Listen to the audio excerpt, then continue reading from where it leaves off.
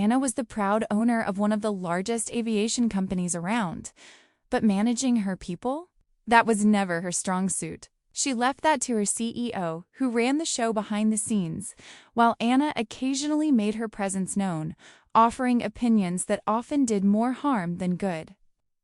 One scorching afternoon, she walked into the hangar and saw Kyle, a talented mechanic, working hard on an aircraft. But to Anna, Kyle being black was a problem. She saw it as a stain on her company's image. In a fit of rage, she ordered him to work only the night shift, but Kyle, sensing the underlying racism, asked her point-blank why. Anna snapped.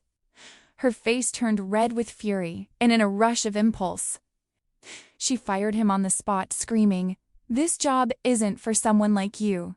Get out now!" Just as Kyle was processing the blow, a helicopter landed. The mayor of the city stepped out, but Anna wasn't prepared for what happened next. The mayor didn't even acknowledge her. He walked straight to Kyle, called him by name, and shook his hand like a trusted colleague, telling him how much he admired his work. Anna stood frozen, unable to make sense of the scene unfolding before her. Kyle had something bigger in mind now. Something far beyond just getting back at Anna. With the mayor's support, Kyle began to craft a plan that would not only expose her toxic behavior, but destroy everything she thought she was entitled to. But what exactly was his plan? The stakes were higher than anyone could have imagined. Want to find out what happens next? Make sure to subscribe to the channel. Now let's dive deeper into how this story truly began. The afternoon sun beat down mercilessly on the polished concrete of the private hangar, casting long, harsh shadows that stretched like fingers across the floor. The air was thick with the scent of oil, metal, and the faint trace of jet fuel. A smell Kyle had grown to recognize as comfort and duty, a sensory reminder that he was in his element. Anna's heels clicked against the ground with a sharp, rhythmic insistence that echoed off the steel beams, each step a declaration of dominance, of authority wielded carelessly. She moved with the precision of someone accustomed to being obeyed. Her pristine white designer suit a stark contrast to the smudged overalls and worn boots that had become Kyle's uniform over the years.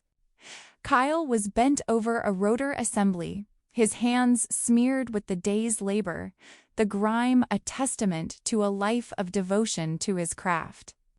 He looked up as Anna stopped abruptly before him, her perfectly manicured hand pointing like a weapon. "Kyle," she said, her voice a mixture of irritation and indignation, "your presence here is an eyesore. Do you understand?" Her tone was sharp, dripping with the kind of entitlement that assumed it needed no answer, no justification. Kyle swallowed and straightened, wiping his hands on a rag, the gesture as much out of habit as necessity. "Good afternoon, ma'am," he said calmly, his voice steady, betraying neither anger nor fear, only respect and an innate professionalism. He'd always approached conflicts with composure, believing that patience and dignity were stronger than any shouting match. Anna's nose wrinkled, her eyes narrowing as if she could physically see the grease on his skin, the years of labor etched into his posture. "I don't care what your excuse is. This hangar is for my VIP clients. They should not have to see." "This," she spat, gesturing at him as though he were a stain she could not scrub away. Her words carried a venomous edge, a subtle hint of prejudice that did not go unnoticed by Kyle, though he did not react outwardly. He had encountered people like her before, people who measured worth by appearances rather than merit, and who confused authority with righteousness. "I'm almost finished with a critical engine check," Kyle began, his tone measured, carefully neutral. "If you give me a few more minutes..." "Minutes?" Anna interrupted, her voice rising as color flushed her cheeks. "This job isn't for someone like you. You don't belong here." Her eyes flashed with a combination of fear and superiority, a dangerous mix that made Kyle's jaw tighten ever so slightly. She was not just dismissing him from a task, she was dismissing his entire being, the man he had spent years perfecting his skills to become. With a sudden, impulsive flare of anger, Anna declared him fired. "Get out, right now. I don't want to see your face ever again."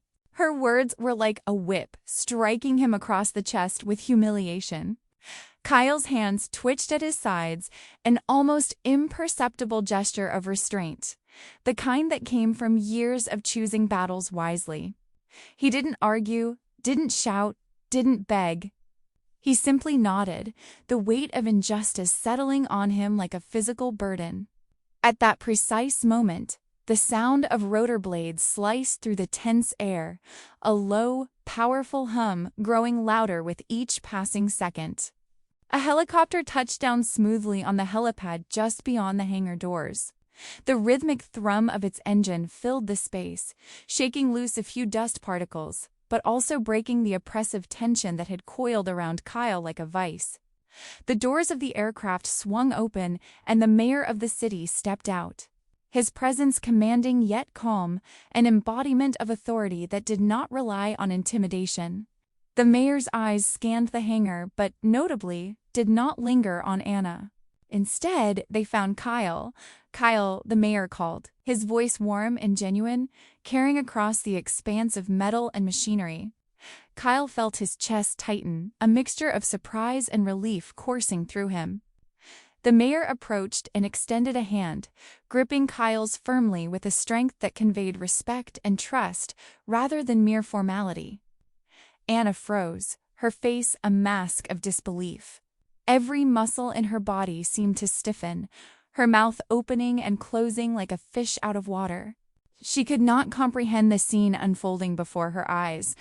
The man she had just fired, the one she had humiliated, being recognized and valued by someone she had always regarded as a superior authority. Kyle, though stunned by the sudden recognition, remained composed. There was no smugness, no retaliation in his eyes, only a quiet dignity that had been his armor for years. The mayor placed a hand on Kyle's shoulder, leaning in to whisper something that caused Kyle's eyes to widen in genuine astonishment. The words were soft, intimate, a secret acknowledgement of his importance, and Kyle's lips curved into a subtle, restrained smile. A rare moment of vulnerability breaking through his professional demeanor. Anna, desperate to reclaim her crumbling sense of control, tried to stammer an excuse, a feeble attempt to justify her actions or assert her superiority. The mayor finally turned his gaze to her, his expression cold and implacable. "Prepare your boardroom, Anna," he said, his tone slicing through the tension like a scalpel. "Kyle and I have some business to discuss regarding the future of my city's contract with you." For the first time, Anna's carefully constructed world, built on entitlement, prejudice, an illusion of control, began to crumble. She could only watch as Kyle, the quiet, unassuming mechanic, was elevated in a single moment, not through arrogance or force, but through the simple, undeniable power of competence, integrity, and respect. Kyle's heart, despite the humiliation he had just endured, felt a flicker of vindication and hope, an ember of affirmation that years of steadfastness and moral courage were finally recognized. The conference room was a fortress of glass and steel, its walls transparent yet imposing, a space that felt both public and painfully intimate. Anna sat at the polished table, her fingers drumming nervously against the surface, each tap echoing in the quiet room like a small confession of anxiety she refused to voice aloud. Her usually impeccable composure faltered under the weight of uncertainty. Across from her, Kyle sat with a calm that belied the storm swirling around him. He did not slump, nor did he fidget. His shoulders were straight, his posture deliberate. He met no one's eyes but the distant horizon outside the floor-to-ceiling windows. And yet the silence between glances spoke volumes. There was no anger in him, only a quiet, piercing disappointment. A wound inflicted not by her actions, but by the betrayal of basic decency, and it cut deeper than any fury could. The mayor, standing at Kyle's side with the ease of someone accustomed to authority without cruelty, poured a glass of water with deliberate care.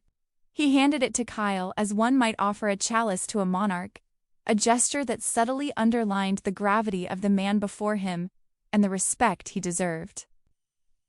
Kyle accepted it with a simple nod, the slightest lift of his chin acknowledging the dignity the moment demanded. Anna's hands tightened around her folded napkin, her polished nails biting into the fabric of control she had thought impenetrable. She watched, incredulous, as the man she had demeaned was treated not as a subordinate, but as an equal or, perhaps, as someone far above her moral and professional reckoning. The mayor's voice cut through the room, measured and deliberate, as though each word had been weighed against a scale of justice. "The city's entire emergency rescue fleet," he began, pausing to let the weight of the statement settle, "has only been certified safe because Kyle here personally redesigned the rotor stabilizers." He let the pause stretch, allowing Anna to register the impossible truth before continuing. "These are innovations covered under a patent that Kyle owns. The license you've been using, Anna, has been temporary. It was never transferred outright to your company." Anna laughed, a nervous, high-pitched sound that faltered halfway. Her laughter more a defense mechanism than genuine amusement. "A simple mechanic. Own a patent?" She scoffed, her voice trembling slightly as if she could convince herself by saying it aloud. The words rang hollow even in her own ears. Before she could muster another protest, the door burst open and Mr. Henderson, the CEO, hurried in. His face was pale, eyes wide, and he barely caught his breath. "It's true," he said, his voice unsteady, betraying years of loyalty and the shock of realization. "Kyle owns the patent, and the license is set to expire soon if he does not renew it. Without his authorization, the city's contract, it could be terminated immediately." The room seemed to tilt slightly for Anna, her carefully structured world wobbling on the edge of collapse. The numbers, the contracts, the projected profits, all of it depended on a man she had just demeaned, dismissed, and insulted. She felt a chill, an unfamiliar sensation, creeping along her spine. Her throat tightened, and she forced a smile, a pitiful attempt at regaining control. "Kyle," she began, her voice wavering, "perhaps we can put this behind us. Your job, back with a small raise?" Kyle's eyes lifted slowly, meeting hers with a clarity that made her own falter. He did not speak harshly. He did not rage. Instead, he allowed the full measure of his disappointment and integrity to shine through a simple, steady gaze. He stood up, the movement deliberate, the slow rise of his figure filling the room with a calm authority that no title could command. "I don't want a raise, Anna," he said softly, yet with an undeniable power, the kind that comes from truth and moral clarity. His voice carried the weight of years spent perfecting a craft, of lives quietly protected, of patience tested beyond measure. "I want a resignation." The words landed like stones in a still pond, rippling through the room, scattering Anna's confidence and composure in every direction. Her smile froze, a fragile veneer cracking under the reality of the man before her. Kyle's voice was not raised, not threatening, but it carried a finality, a reckoning that she could not argue with, could not charm, and could not escape. He was not asking. He was not negotiating. He was asserting the one truth that mattered, the one moral high ground she had forfeited through arrogance and prejudice. Kyle's eyes softened slightly, not in weakness, but in empathy. He understood the human fear of losing power, the desperation of someone facing the collapse of a carefully constructed illusion. And yet, he remained unwavering, embodying a strength Anna could never manufacture with money or entitlement. The mayor, standing silently beside him, gave a subtle nod, a quiet affirmation of trust in the man whose integrity had just upended the balance of power in the room. Anna felt a surge of frustration, a helplessness that twisted in her stomach. All her calculated influence, every manipulation, every whispered promise and hidden document, felt suddenly impotent against the quiet force of a man who measured worth by skill, integrity, and humanity. Her mind raced, trying to formulate a rebuttal, a loophole, any argument to reclaim what she had lost, but the words would not come. The silence stretched, oppressive and revealing, a mirror reflecting her own insecurities and the moral chasm between her and Kyle. In that room, the air seemed heavier, charged with the unspoken truths of justice, recognition, and the quiet power of dignity. Kyle, though he had just been humiliated moments ago, now held a kind of moral authority that no title or fortune could rival. He had not raised his voice, had not demanded retribution, but his presence, his calm, and his unwavering integrity spoke louder than any argument Anna could conjure. The mayor's eyes lingered on Anna briefly, a silent reminder that accountability had arrived. Kyle, turning slightly to the window, allowed himself a moment to breathe, a gentle exhale that released the tension of the past confrontation. He did not gloat, did not relish the reversal of fortune. He simply stood, embodying the quiet dignity of someone who had been wronged but chose the higher path.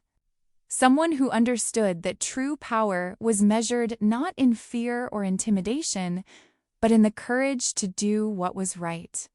Anna, trapped in her own hubris, stared at the man she had just attempted to humiliate, finally realizing that the world she had tried to dominate had shifted irrevocably.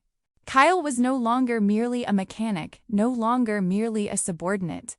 He was a silent partner, a force of skill, integrity, and unassailable morality whose quiet strength had begun to reshape everything she thought she controlled. Anna's heels clattered against the marble floor as she stormed out of the conference room.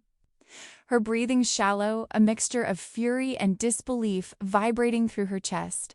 She refused to acknowledge the weight of what had just happened, her mind spinning, searching desperately for a loophole, a technicality, anything that might allow her to cling to the illusion of control she had always relied upon. Each step echoed like a drumbeat of panic, a rhythm that contradicted the confident poise she had cultivated all her life. She could not, would not, admit defeat, not to a mechanic, not to the mayor, not to anyone. Her voice, muffled by the thick walls of the building, carried muttered threats and bitter reflections. Phrases meant to remind herself she was still in charge even as the truth was unraveling around her. Meanwhile, Kyle sat quietly in the diner down the street, the faint smell of coffee mingling with the aroma of frying bacon, grounding him in an ordinary, human space far from the sterile tension of the boardroom. Across from him, the mayor sipped from a chipped ceramic mug, his eyes thoughtful, the weight of public duty softened by the intimate privacy of the small, dimly lit room. "Kyle," the mayor began, his voice low and measured, "I need someone I can trust inside that company. I've been investigating for months, reports of embezzlement, anonymous tips from employees who feared retaliation. But I need proof. I need an insider who knows the operations from the ground up." His gaze lingered on Kyle, steady, filled with expectation, but also a quiet understanding of the moral burden he was asking the mechanic to bear. Kyle looked down at his hands, calloused and smeared faintly with residual grease from earlier maintenance work. The contrast between his daily labor and the weight of this new responsibility pressing on him. I just want to fix planes," he admitted softly, almost a whisper. The confession carrying years of dedication and passion for his craft. He glanced around the diner, noticing the worn booths, the flickering neon signs outside, the ordinary hum of life continuing obliviously. He wanted simplicity, purpose, and the quiet satisfaction of work done right. The mayor leaned forward slightly, his elbows resting on the table, his hands clasped. "I understand that, Kyle.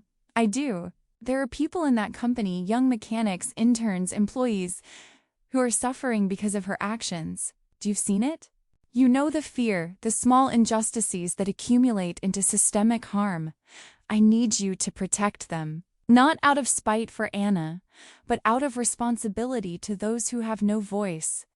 Kyle swallowed, the knot in his throat loosening as he pictured the young apprentices on the hangar floor, their tentative steps, nervous glances, the way they lowered their eyes in anticipation of Anna's disapproval. He could feel their anxiety in his bones, a heavy weight he had ignored at times because he had believed that his own compliance would shield them. But now he realized that shielding them required action, moral courage, and the willingness to step into a role far beyond grease-stained overalls.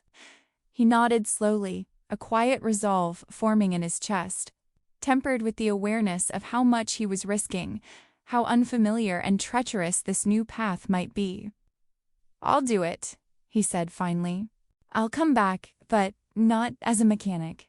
As an auditor, someone who can oversee and protect them. Someone who can make sure their work environment is safe and fair." The next morning, Anna arrived at the company's parking lot, her mind still churning with frustrated schemes, her thoughts a tangle of entitlement and disbelief. She stopped abruptly, her eyes narrowing as a modest, unassuming truck sat in the space she had long considered hers by right. Security approached cautiously, uniforms pressed, voices polite but firm. "I'm sorry, ma'am," one said, "but this is now reserved for the city auditor. Priority parking." Anna's lips tightened into a thin line, a mixture of irritation and incredulity. Every instinct screamed that this was a mistake, an affront to her authority. Yet the badge of law and regulation reinforced the permanence of this change. She stormed into the building, each footfall a thunderclap in her own mind, adrenaline sharpening her temper. The office door burst open, her chest heaving with indignation, and there he was. Kyle sat in her chair, calm, methodical, reviewing ledgers with the quiet intensity of a man who understood the stakes of every number, every transaction. His hands moved with the precision of years of craftsmanship. Flipping pages, making notes, eyes scanning for inconsistencies with a patience that masked the moral authority now firmly in his grasp. He looked up over a pair of reading glasses, catching Anna's glare with a calm, almost terrifying focus. "Your access to the company accounts has been temporarily suspended," he said evenly, voice soft, but carrying the undeniable weight of finality, due to irregularities. There was no triumph in his tone, no gloating, only the quiet satisfaction of a man whose principles had guided him into a position where action was not only possible, but necessary. Anna's mouth opened, closed, opened again, as though trying to form a sentence that would reassert dominance, control, and superiority, but no words came. The room felt smaller, the walls seeming to lean in with the gravity of moral reckoning. She realized that her influence, her connections, her years of control were suddenly irrelevant in the face of truth and accountability. Kyle had assumed responsibility not to humiliate her, but to safeguard those who depended on the integrity of the operation, to protect lives, and to restore balance to a system she had allowed to decay under her negligence. Kyle, sensing her internal storm, did not raise his voice or mock her. He allowed the silence to speak, a deliberate space in which the contrast between their moral compasses became undeniable. Every ledger entry, every procedural adjustment, every careful review was not an act of vengeance, but an act of stewardship.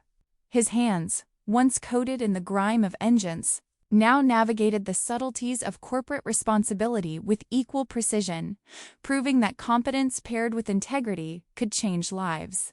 Anna's breathing grew faster, a shallow rhythm betraying the panic beneath her polished exterior. Kyle's calm, deliberate actions magnified her sense of disorientation, and the realization struck her with the force of inevitability. She was no longer the one in control. Her fear, her ambition, and her reliance on manipulation were meaningless against someone whose authority was earned through skill, courage, and moral clarity. And in that moment, for the first time, Kyle allowed himself a quiet, private sense of vindication. not in triumph over Anna, but in the reassurance that the apprentices, the mechanics, the countless unseen employees now had someone quietly, fiercely on their side. His heart, still carrying the residual sting of earlier humiliation, felt a flicker of hope, a burgeoning awareness that doing the right thing could reshape not only the company, but the lives of those around him. He could see the possibility of a fairer, more compassionate workplace, and in that vision, he found the quiet strength to move forward, to embrace the moral responsibility that had been thrust upon him, and to act with courage, patience, and unshakable dignity. For 2 weeks, the atmosphere in the hangar had shifted almost imperceptibly at first, like the slow turning of a giant wheel. The air, once heavy with tension and unspoken fear, began to carry a quiet, cautious hope. Mechanics who had shuffled through their days with eyes lowered, shoulders hunched under the weight of intimidation, now lifted their heads when they passed Kyle. They greeted him with tentative smiles, a nod, or a brief good morning, small gestures that carried the magnitude of newfound safety. There was a subtle rhythm to the workspace that hadn't existed before. A rhythm orchestrated not by authority or fear, but by trust, dignity, and quiet, steadfast leadership. Kyle moved among them like a steady current, checking on the work, offering advice, or simply acknowledging their presence, and each interaction, no matter how brief, fortified their sense of value and belonging. But while the hangar found a measure of peace, Anna's world unraveled further. In her carefully constructed dominance, the scaffolding of intimidation and entitlement she had relied upon for years was slipping through her fingers. Every greeting Kyle received, every nod of respect from the staff, was a small wound to her ego. She felt the walls closing in, the illusion of control she had always maintained cracking under the weight of reality. Her thoughts grew dark, a twisting spiral of fear, anger, and desperation. If she could not regain her position of authority, she would destroy the one who now threatened it. The idea formed like a shadow in her mind, insidious and urgent. If she could frame Kyle for theft, the mayor would have no choice but to remove him. In her mind, justice could be manufactured, and the world could be turned back to her favor. That night, the hangar was quiet except for the hum of fluorescent lights and the occasional echo of tools. Anna moved with practiced stealth through the parts inventory, her white heels muted by the linoleum floor. She carried carefully wrapped avionics equipment, pieces that could cost tens of thousands, and planted them in Kyle's locker, arranging them with precision. She imagined the morning revelation, the officers arriving, Kyle accused, the humiliation she would savor. Her pulse quickened with anticipation, a perverse thrill that masked the moral decay she was embracing.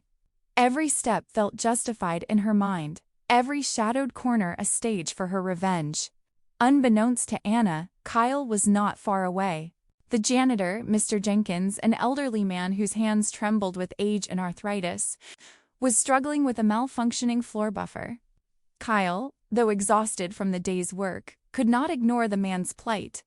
He approached quietly, offering assistance without judgment or expectation. "Here, let me help," he said gently, guiding Mr. Jenkins's hands and adjusting the machine with care. His movements were deliberate, patient, and infused with the quiet humanity that defined him. From the shadows, Kyle heard the faint shuffle of Anna's intrusion in the locker room. He recognized the sound immediately, the soft tap of heels, the careful placement of objects, but he did not intervene. He paused, heart heavy, understanding in an instant the depths of her character. She had chosen a path beyond redemption, one fueled by greed, fear, and prejudice. Watching from the shadows, he felt no anger, only a profound sadness that someone could be so utterly consumed by her own self-interest that she would risk not just his reputation, but the stability of the company and the well-being of its employees.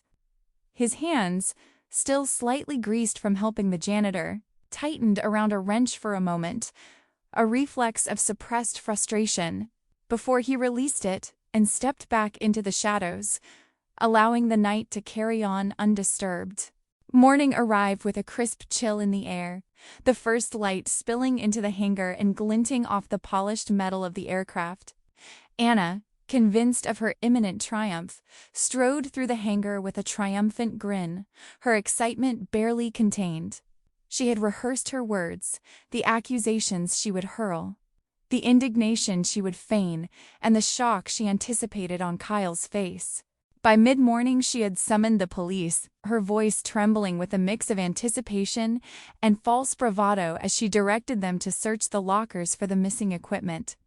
Officers moved methodically through the hangar, their expressions polite but neutral, trained to separate observation from assumption.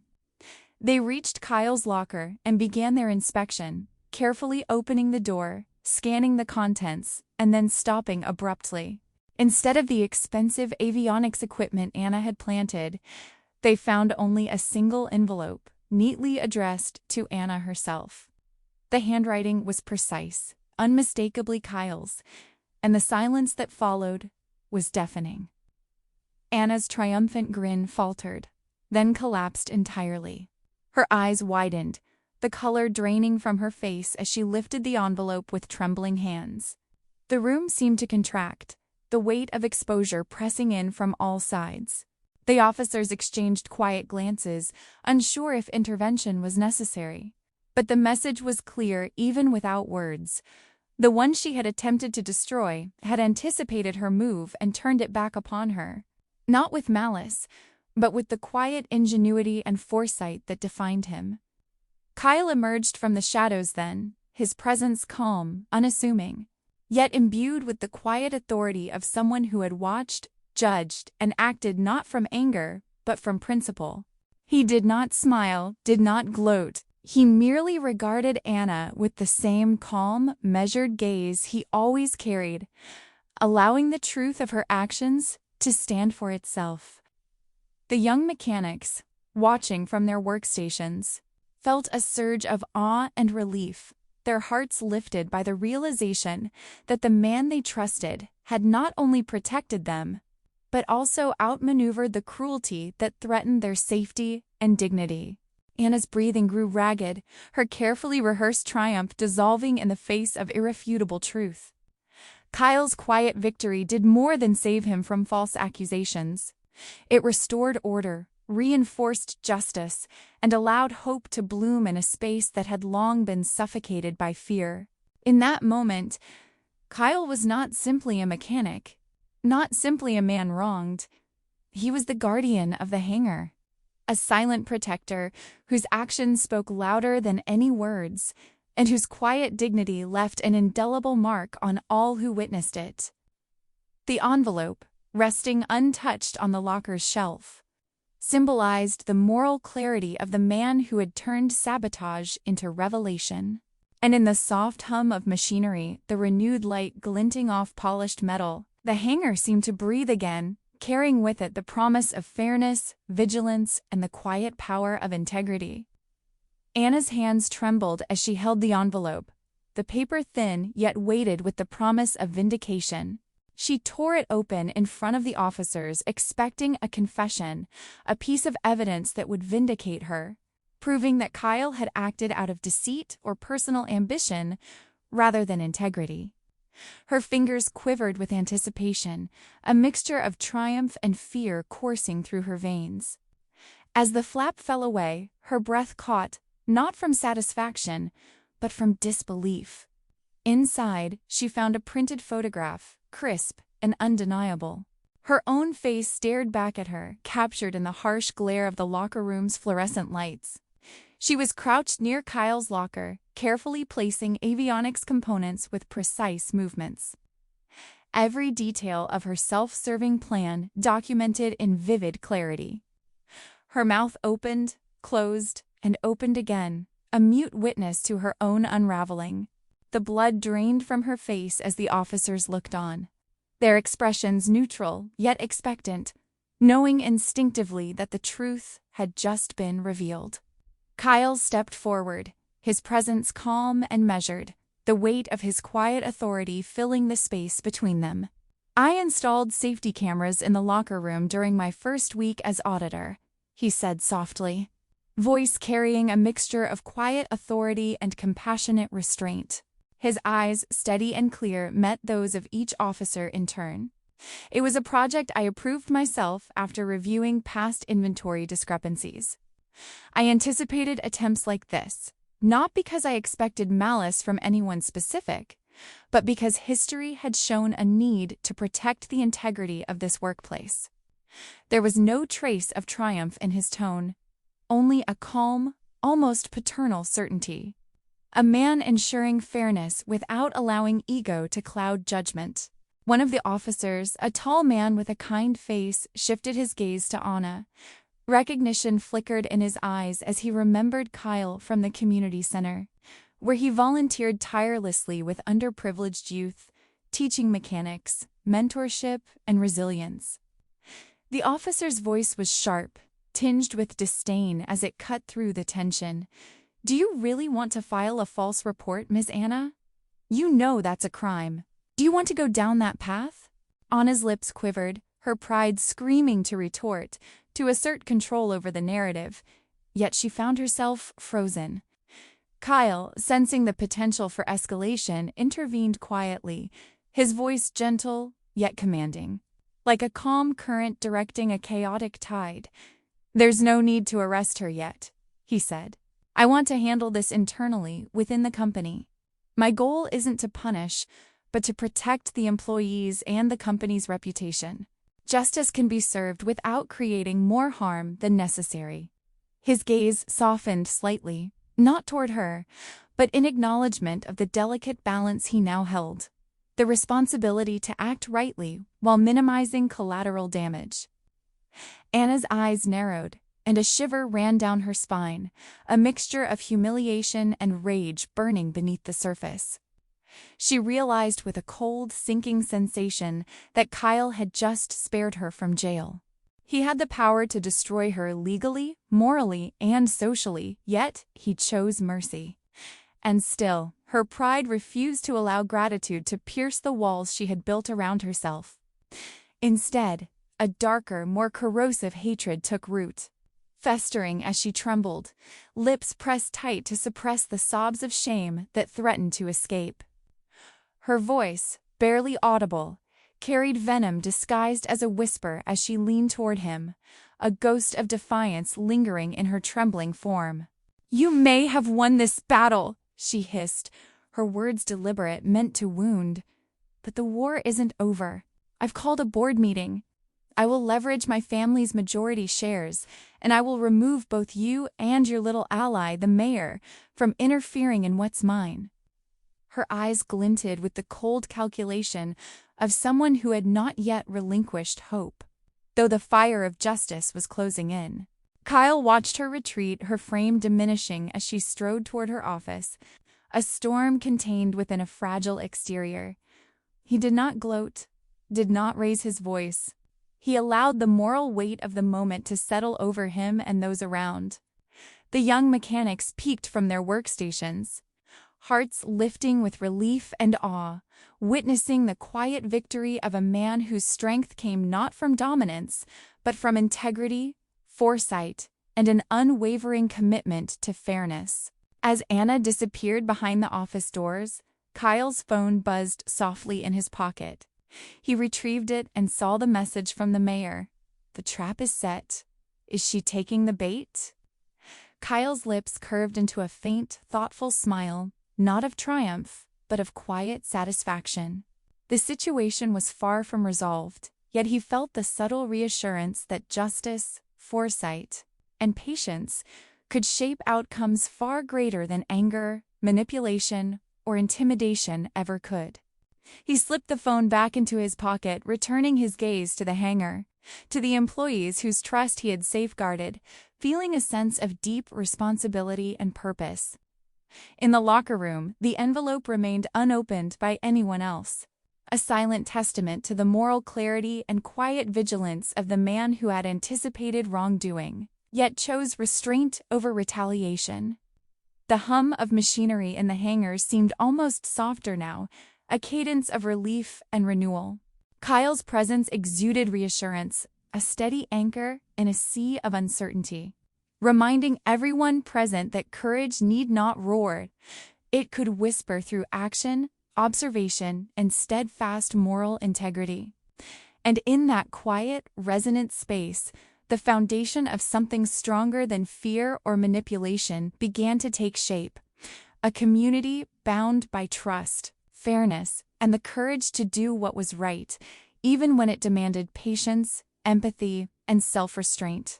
Kyle's quiet triumph in the face of deception illuminated the path forward, not just for him, but for everyone in the hangar who had felt powerless, unseen, or unheard. The conference room was oppressively silent when Anna entered, her polished heels echoing across the glossy floor as if to announce her arrival to the universe itself. Her slide deck was already cued on the projector, and she approached the lectern with the practiced poise of someone accustomed to command, to attention, to unquestioned authority. Every eye in the room followed her, a mixture of curiosity and habitual respect that she had spent years cultivating. But beneath the veneer of power, a subtle tremor betrayed the tension she carried, a nervous energy that spoke of the precarious balance between her perception of control and the reality slowly eroding it. As she began, her voice was smooth and deliberate, carefully rehearsed. She accused Kyle of disrupting production, of slowing workflows, of costing the company substantial revenue with his audits. Each phrase was punctuated by a perfunctory nod toward the board, and as though the numbers themselves would lend weight to her accusations. Her eyes glimmered with calculated sadness when she shifted to her personal narrative, painting herself as a beleaguered female entrepreneur, victimized by an overzealous mayor conspiring with a mere mechanic. A few board members shifted uncomfortably, old-fashioned notions of gender roles and protectionism tugging at their consciences. Anna's tears were carefully applied, the corners of her eyes moist but not truly wet, a performance honed to sway and manipulate. Kyle sat silently at the end of the long mahogany table, his hands folded neatly in front of him. The rhythm of his breathing was steady, controlled, the quiet patience of a man who had learned that truth did not need to shout to be heard. He thought of his father, whose lessons had been simple yet profound: integrity, humility, and the courage to do the right thing without expectation of reward. He recalled afternoons in the garage as a boy, watching his father's careful hands adjust engines with unwavering focus, explaining that if the parts fit and worked as intended, the machine would run smoothly. "Let the work speak," his father had said. "Let the truth be its own voice." Kyle drew a deep breath, centering himself against the waves of tension, the weight of deceit pressing down on him like a physical force. When Anna finished, her performance complete, the board chairman, an elderly man with sharp eyes that had seen decades of corporate maneuvering, cleared his throat. "Mr. Kyle," he said, voice measured, "the floor is yours. Defend your actions." Kyle stood, slow and deliberate, feeling the gaze of the entire room settle on him. He retrieved a small USB drive from his pocket, a quiet lifeline of evidence and testimony, and plugged it into the projector. The screen flickered, and for a moment there was only silence, the kind that thickens in the chest and demands attention. He did not begin with spreadsheets, charts, or financial jargon. Instead, he shared the human stories, the voices of those who had endured Anna's tyranny and had found in him a quiet protector. Video testimonials played one by one. A janitor spoke about how Kyle had stayed late to ensure the floors were safe. A mechanic detailed how he had intervened when Anna's directives had threatened their work. A pilot described how Kyle's meticulous checks had prevented disasters that no one else had noticed. The stories were unpolished, raw, emotional, filled with gratitude, fear, relief, and admiration.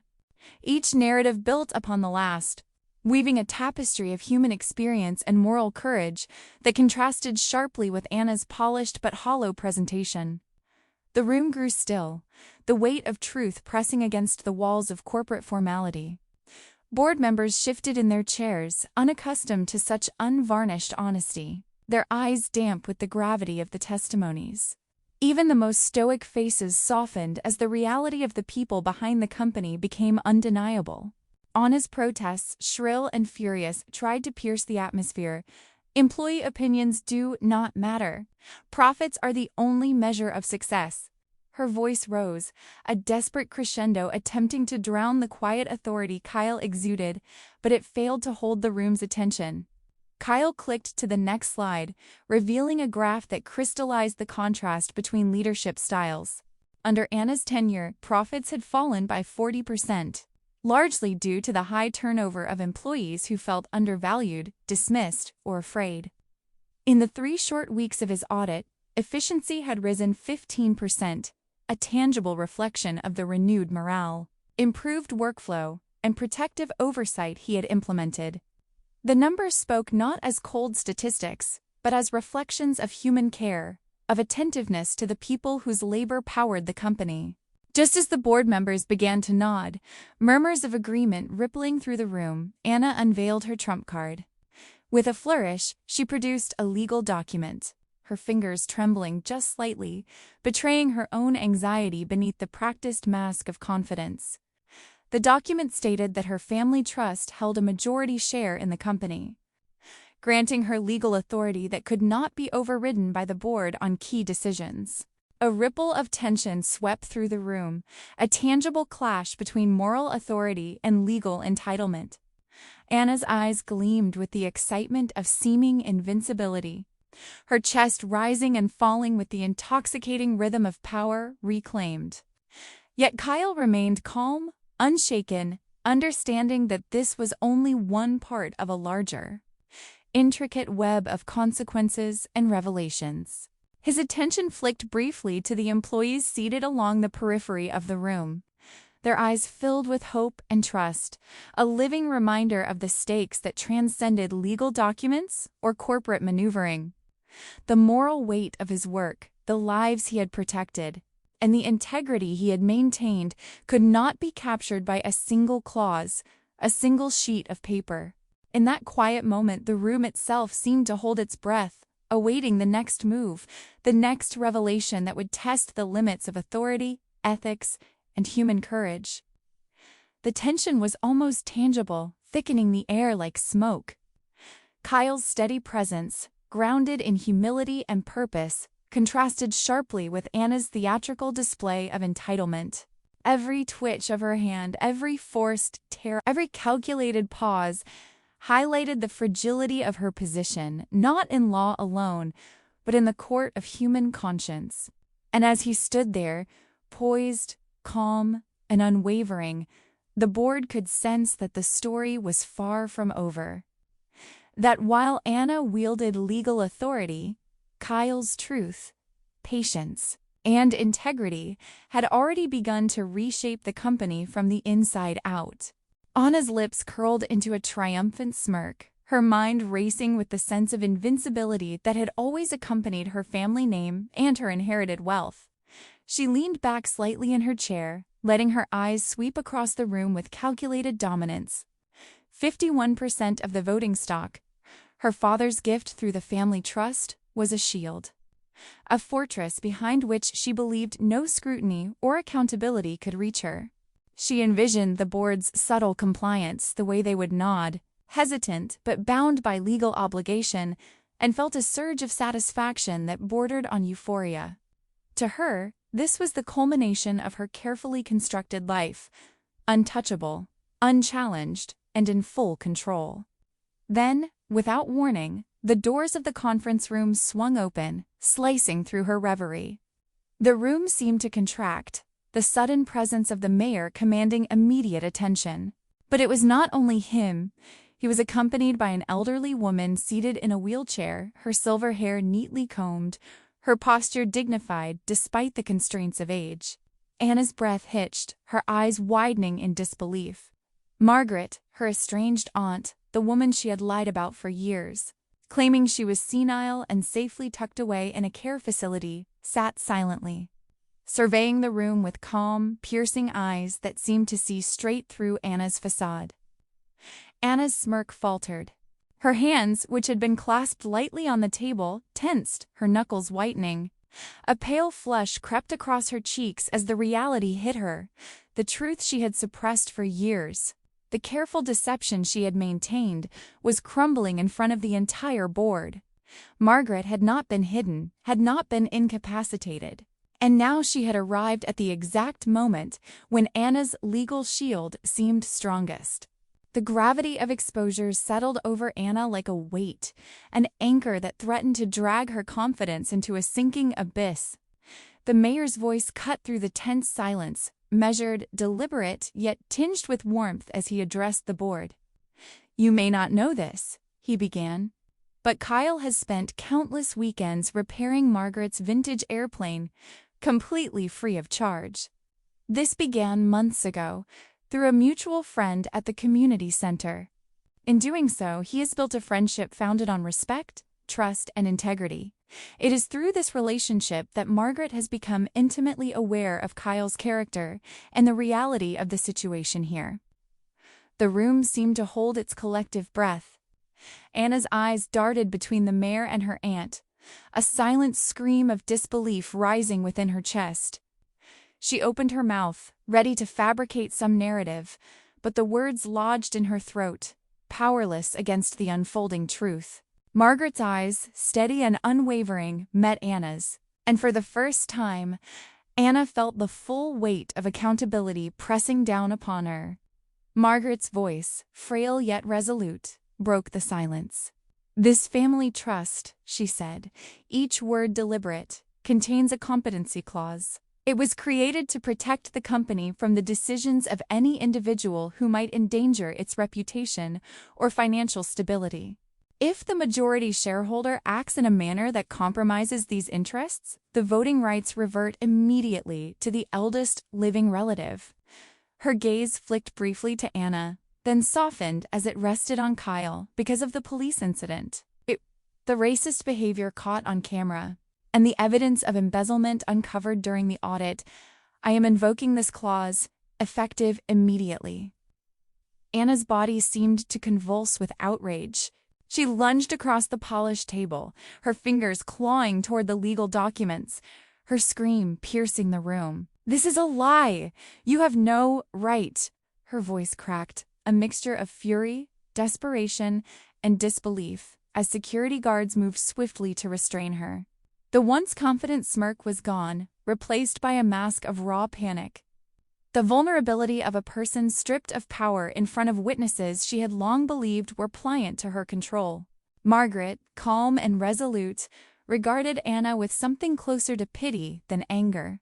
She did not raise her voice, did not curse or admonish. She merely extended her hand and transferred her voting proxy, not to a stranger, but to the one person who had treated her with respect when she had nothing to offer, whose integrity had never wavered in the face of injustice. Kyle. A hush fell over the room. The board members who had sat in anxious anticipation of Anna's maneuvers now absorbed the magnitude of the shift.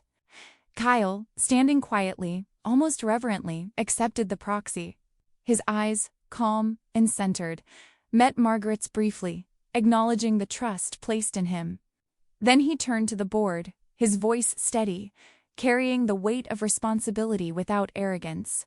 "I will do my best to honor this trust, not for power or personal gain, but for the people who work here and the legacy of this company." Anna, restrained by security, trembled visibly, her face a study in disbelief and unfiltered rage. Every calculated plan she had enacted over years, the manipulation, the intimidation, the deception, crumbled in a single moment. Kyle's integrity, quiet patience, and genuine humanity had undone her, not through aggression or spectacle, but through steadfast moral courage. The board, witnessing the unfolding scene, felt the full emotional weight of the transition. Here was a man whose dedication to truth and fairness had transformed fear into trust, resentment into respect, and chaos into order. The air was thick with the release of tension, the cathartic realization that justice, patience, and ethical fortitude could indeed triumph over deceit, entitlement, and arrogance. In that moment, Kyle did not gloat, did not allow triumph to seep into his posture or tone.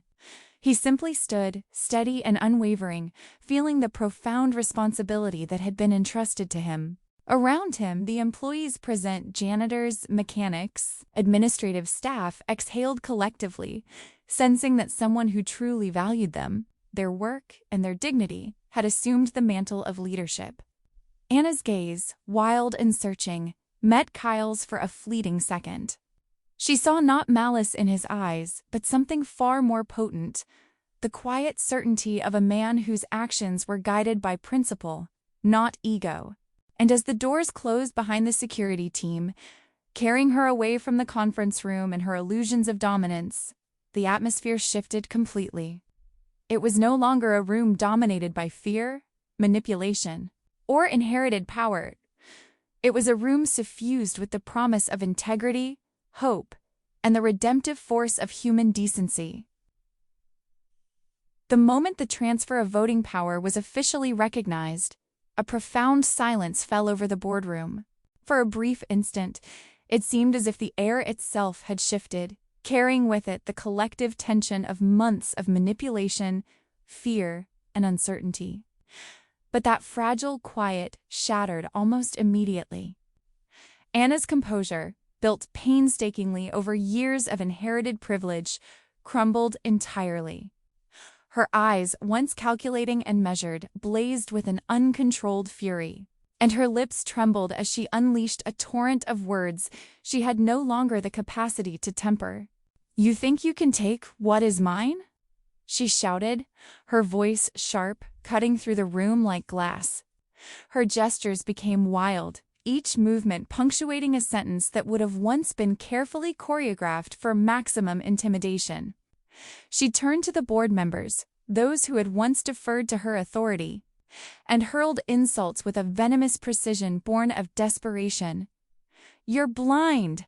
Blind fools! Do you have no sense? This company will fail under this incompetent meddling."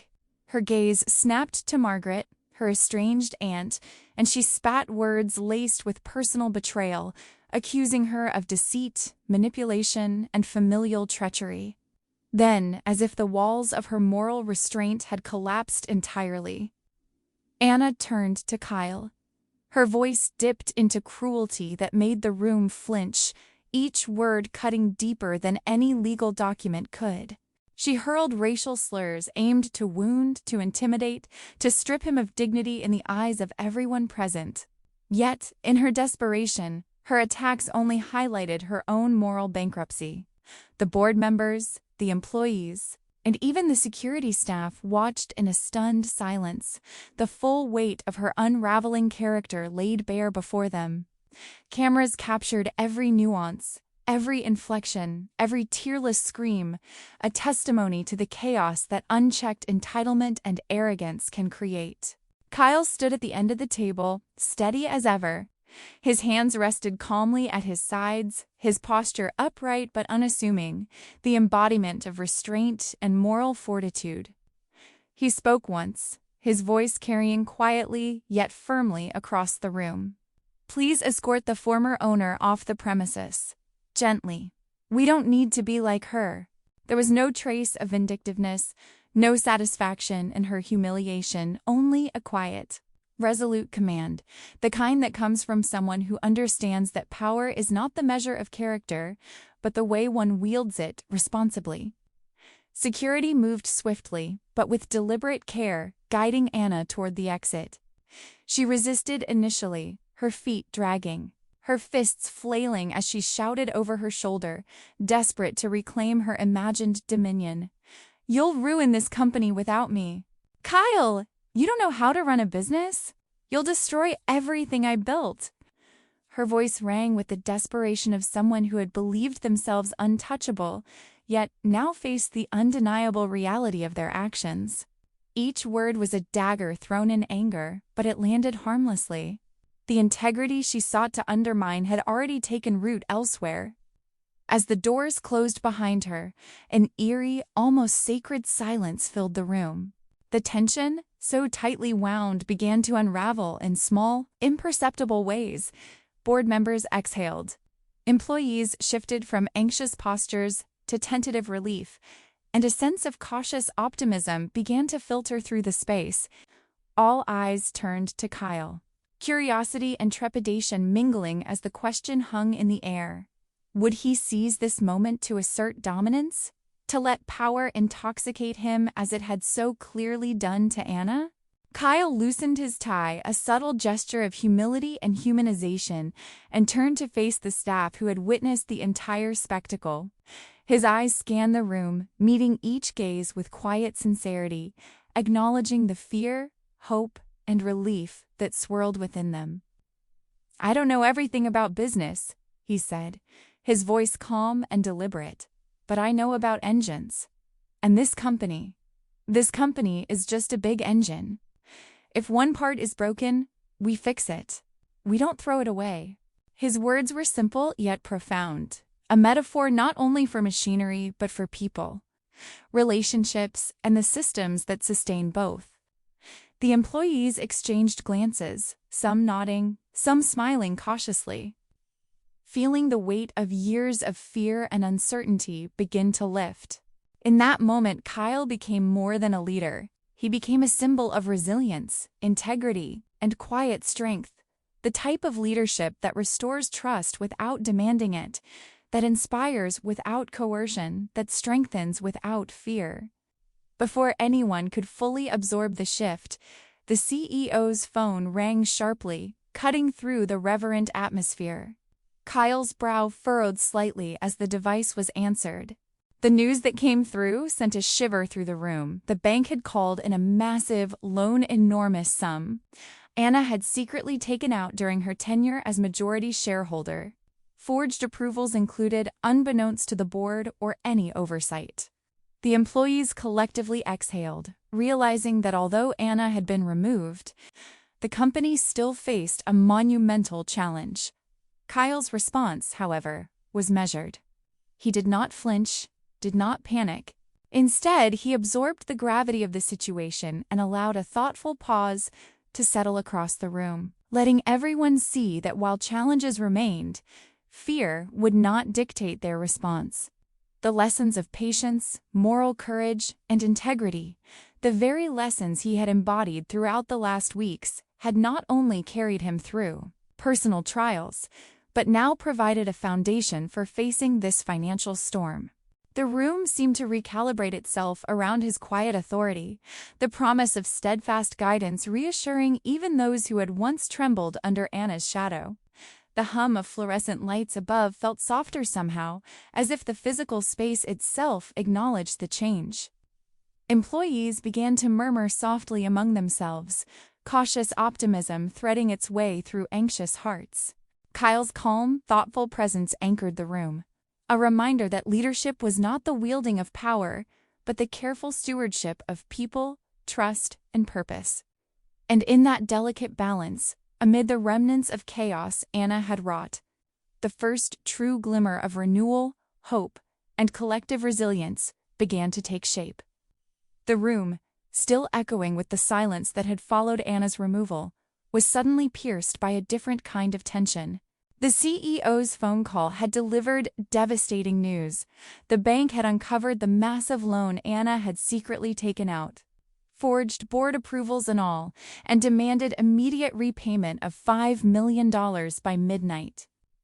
The gravity of the situation settled over the board like a heavy fog. The air, once thick with relief, now vibrated with anxiety and fear. For a moment, the fragile hope that had been kindled in the employees' hearts seemed on the verge of being extinguished. The board members shifted uncomfortably in their chairs, their polished suits rustling softly. Panic was beginning to take hold. "We might have no choice but to file for bankruptcy," one whispered, his voice a tremor betraying the depth of his dread. Another nodded, eyes darting toward the employees scattered along the room's perimeter. "If we do, all of the mechanics, the staff, everyone would lose their jobs. Every single person Kyle has tried to protect." The reality of that possibility hung over the room like a sword, and for a moment, even the most confident faces paled. The lives, livelihoods, and dreams of the workers Kyle had quietly nurtured now teetered on a precipice. Kyle stood silently at the edge of the room, absorbing every flicker of fear, every tightening of shoulders, every whispered calculation of loss. He turned his gaze to the mayor, who watched him with a mixture of concern and trust. Then, slowly, Kyle let his eyes drift to the hangar floor below, imagining the mechanics working tirelessly, the hum of engines, the clang of tools, the quiet camaraderie that had grown over weeks of protection, guidance, and respect. Faces of friends flashed before him, the janitor whose floor buffers he had repaired, the young apprentice learning the rhythm of an engine, the veteran pilot whose life had quietly depended on his diligence. Every heartbeat of the hangar pulsed in his mind, a living entity he could not allow to wither because of greed or deceit. And then, with a clarity that surprised even him, Kyle made a decision. Reaching into the shoulder strap of his bag, he drew out a simple, unassuming folder. The label on the front read in neat handwriting, "Rotor Stabilizer Patent." Inside lay the documents, meticulously maintained, detailing the technology he had designed and patented, a technology that had already saved countless lives and ensured the safety of the city's emergency rescue fleet. It was a design worth millions, a potential empire that he had always intended to leverage for his own future. His dream company, a life of wealth and personal success waiting patiently in the wings. But as he stared down at the pages, he realized that all that wealth meant little if the people whose trust he had earned lost everything because of another's recklessness. Without hesitation, he began to sign the patent over to the company, transferring ownership as an asset to increase the valuation and secure the bridge loan needed to satisfy the bank. The act itself was quiet, unceremonious, yet the room seemed to vibrate with the weight of the sacrifice. Every hand trembled slightly as board members realized the gravity of what he had done, not just as a technical contribution, but as a moral one. He had foregone personal wealth, the fulfillment of a lifelong dream, for the sake of the people who relied on the company for their livelihoods, their families' sustenance, and their dignity. The mayor, standing beside him, watched silently for a long moment before finally asking, his voice cautious, yet filled with admiration, "Are you sure about this, Kyle?" Kyle looked up, his expression calm, resolute, and imbued with a quiet warmth that seemed to radiate throughout the room. He smiled gently, the kind of smile that carried reassurance without arrogance, conviction without aggression. "What good is being a king of a castle?" he said softly, his eyes sweeping across the room, taking in the anxious, hopeful faces of employees and board members alike, "if everyone else is starving outside the walls?" The statement, simple yet profound, seemed to echo in the space around them. Board members, initially stunned, slowly rose from their seats, a wave of realization passing over them. Applause began hesitantly, then grew stronger, not from obligation, protocol, or mere decorum, but from a genuine awe that resonated in their hearts. This was a sacrifice that transcended legal obligations or business calculations. It was a testament to humanity, compassion, and the selfless courage required to protect those who could not protect themselves. The employees, witnessing the scene from the perimeter, felt a weight lift from their shoulders, a quiet affirmation that the man they had come to trust and respect had not only spoken for them, but acted for them, placing their welfare above his own ambition. Murmurs of gratitude passed quietly through the room, punctuated by tentative smiles and glances of reassurance between coworkers. The hangar itself seemed to breathe, as if acknowledging that the storm had been weathered, that leadership rooted in integrity had preserved not just jobs, but hope. Kyle closed the folder, placing it carefully on the table, his gaze lingering on the papers for a moment longer before looking out over the room. There was no pride in his eyes, no sense of conquest. Instead, there was a quiet, profound understanding of responsibility and a deep connection to the people who had come to depend on him. In that act, he had not only saved a company from financial ruin, he had preserved the dignity, trust, and livelihoods of an entire community, and in doing so, demonstrated the true essence of leadership. For a brief moment, the world seemed to pause. The weight of years of deceit, fear, and uncertainty lifted just enough for hope, integrity, and human decency to shine through. Kyle's quiet, unwavering choice had transformed despair into possibility, proving that true power lies not in wealth, authority, or fear, but in the courage to act selflessly, to place the welfare of others above personal gain, and to remind everyone present that the greatest victories are those won for the right reasons. 6 months had passed since the chaos, the betrayals, and the sacrifices that had nearly torn the company apart. The hangar that had once echoed with fear, tension, and whispered complaints now thrummed with vitality. Above the entrance, a freshly painted sign gleamed in the sunlight. Unity Aviation. The words carried more than just a name. They embodied a transformation, a promise of collaboration, respect, and care. The air smelled faintly of oil, metal, and hope, a scent that mingled with the laughter and voices of mechanics no longer bowed under intimidation, but upright, proud, and confident.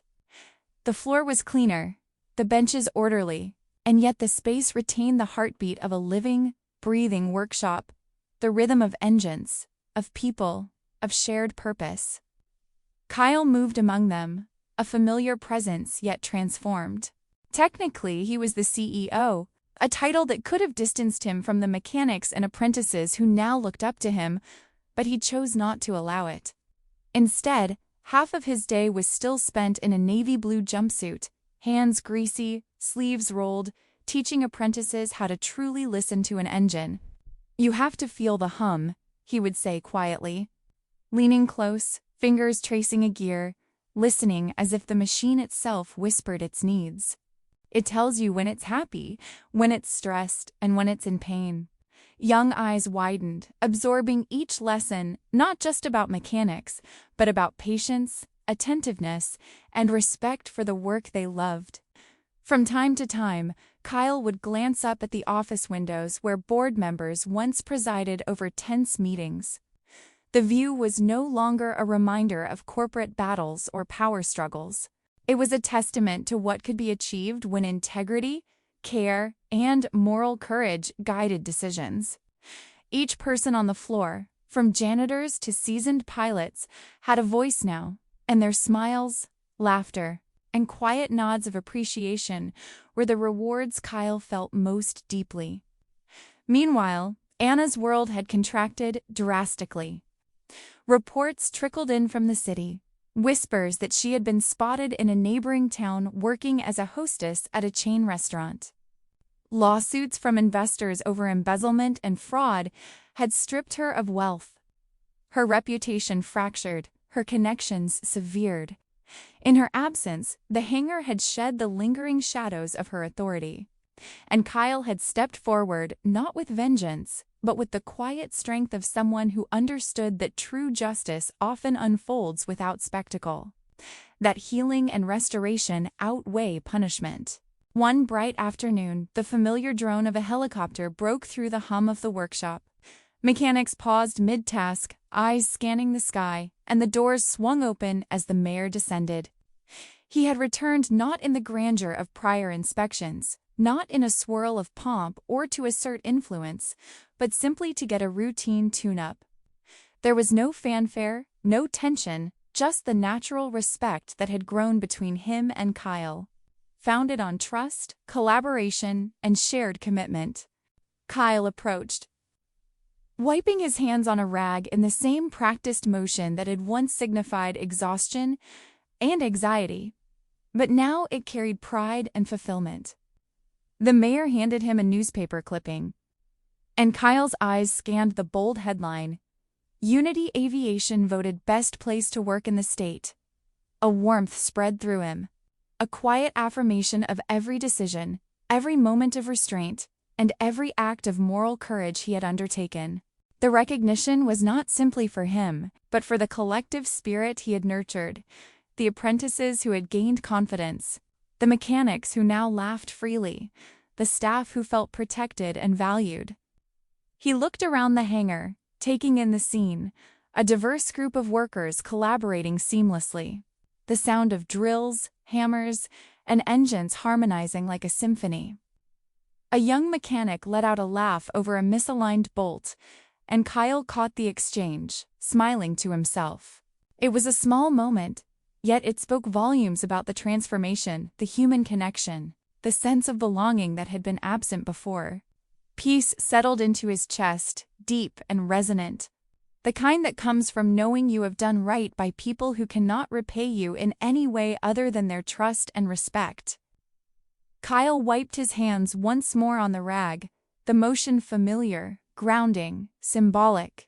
In Chapter 1, that motion had been one of frustration, shame, and exhaustion. Now, it was an act of quiet triumph, the sweat of honest labor, the residue of work done with purpose and integrity. No bitterness remained, no desire for revenge lingered.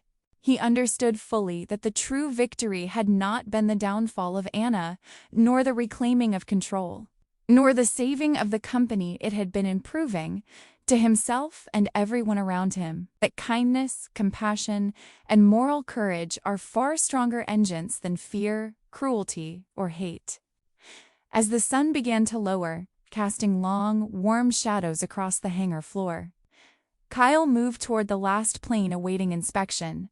Each step felt deliberate, each breath measured, as if he were walking through not just a physical space, but the chapters of his life, the trials he had endured, the choices he had made, and the lessons he had learned. He paused for a moment at the tail of the aircraft, looking out at the horizon where gold and amber mingled in the sky. The weight of past struggles seemed to lift entirely, replaced by a serenity born of moral clarity and human connection. He realized, with profound certainty, that the best revenge had never been to destroy Anna, to triumph over her with fury or malice. No, the deepest, most satisfying vindication came from showing that integrity, empathy, and a steadfast commitment to others' welfare could achieve far more than hatred ever could. He breathed in the crisp evening air, feeling the hum of the engines beneath his hands. And a gentle smile formed, one of quiet pride and hope for the future. The hangar buzzed with life and purpose around him, but in that moment, everything slowed to a perfect stillness. The laughter of apprentices, the hum of machinery, the sunlight filtering through the windows, all harmonized into a single, powerful truth. The world could be reshaped, communities could be healed, and lives could flourish if courage and kindness were allowed to lead. As Kyle turned to walk toward the setting sun, preparing to check the final systems of the last plane, he carried with him not just the knowledge of engines and mechanics, but the enduring understanding that true leadership and true success are measured not by wealth or fear, but by the lives uplifted, the trust earned, and the quiet strength of doing what is right, even when no one is watching. And in that moment, surrounded by a thriving, diverse, and empowered team, Kyle knew that the future was as bright as the sunlight stretching across the hangar floor. If you were inspired by Kyle's journey and the power of integrity and kindness, make sure to subscribe to the channel to witness more stories of courage, resilience, and human triumph.